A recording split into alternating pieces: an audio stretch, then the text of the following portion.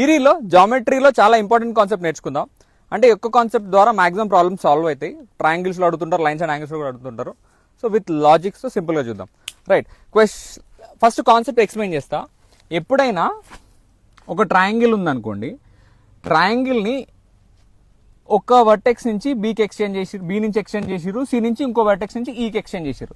తర్వాత ఈ angle like external angle నుంచి ఇప్పుడు ఈ సిబిడి సి ఉన్నాయి కదా, యాంగిల్ బైసెక్టర్స్ ఉంటాయి కదా, పి దగ్గర మీట్ అవుతాయి.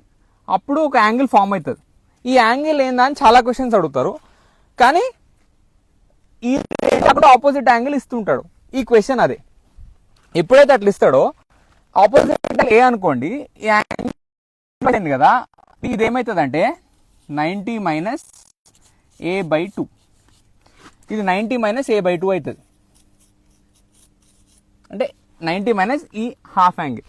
Same question, triangle AB and AC, AC extend చేశారు, పి దగ్గర మీట్ అయింది.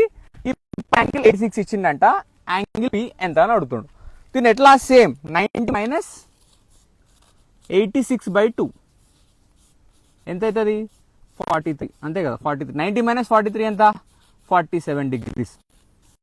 ఇదే ఆన్సర్. సో ఈ యొక్క కాన్సెప్ట్ గుర్తుండాలి.